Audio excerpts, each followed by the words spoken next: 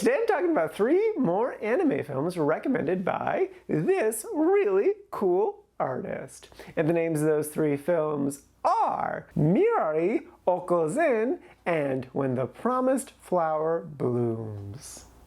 That's the biz. Mirai. Sorry for mispronouncing that. This is a 2018 anime film, and the basic premise is this little 4-year-old boy suddenly gets a new baby sister. Isn't that exciting? But then turns out having a baby sister means your parents pay less attention to you. And that's sad. But this movie's great. I love this movie a lot. It's so adorable and cute, and there's so much imagination to it. Like the little boy, when his emotions get truly high, he runs away to the yard, and that's where his imagination goes wild. But with that, there are some fantastical elements to this film, and the film does a great job of not definitively answering whether or not those things are actually happening, or if it's just the boy's imagination. And that was the correct choice because you can definitely see either way happening, and that just made the film more fun. Yeah, I love it a lot. It's so cute and adorable and lots of fun. I would without a doubt recommend it in general. If you're a fresh parent, I would extra recommend it. And if you just had your second child, I would extra recommend it because you are going to relate to this movie hard. But yeah, it's super good, super adorable. Highly recommend. Next up is Okko's In. This is also a 2018 anime film. This one is also about a young child, but a little bit older. The basic premise is this 9-year-old girl's parents die tragically.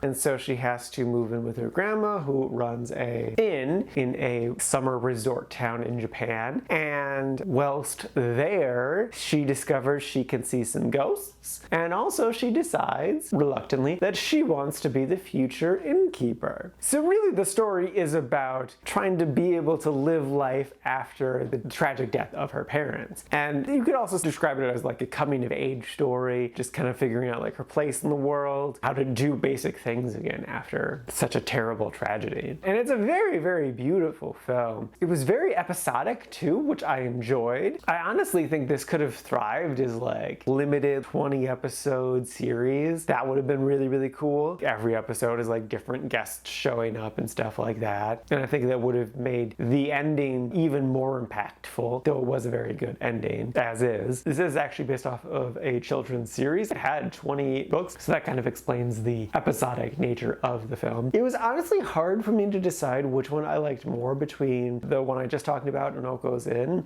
They are so close in quality. I ended up putting the other one slightly above just because I like the imagination aspect of this, but the story here is so incredibly good.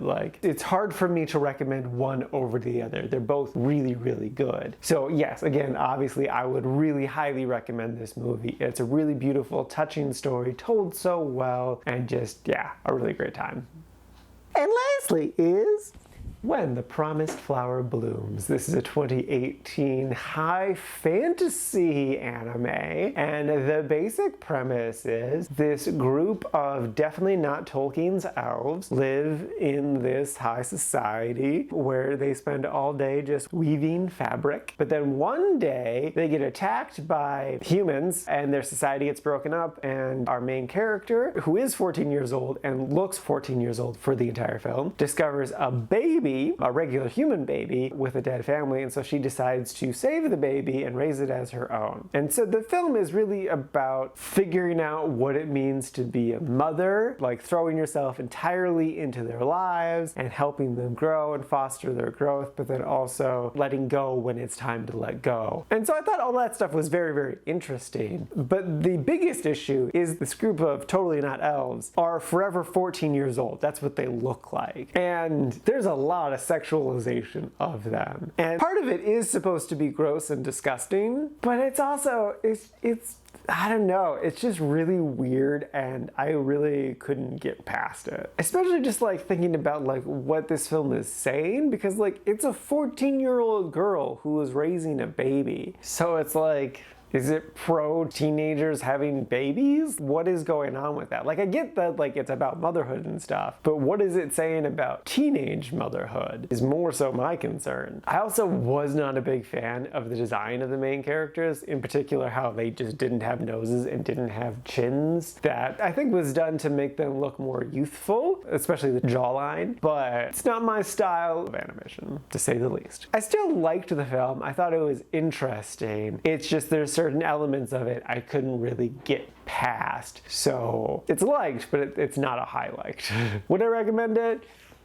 If you really like high fantasy stuff, yeah, I think you would enjoy it. If you're not really into high fantasy, no, I wouldn't recommend it. Alrighty, now for today's rankings. First up we got Mirai, sitting at number 18 in the really like section. And then literally right behind that is Okko's Inn, sitting at number 19, also in the really like section. And then bringing up the rear is When the Promised Flower Blooms, sitting at number 66 in the liked category. And this is out of a total of 90 old movies so far this year.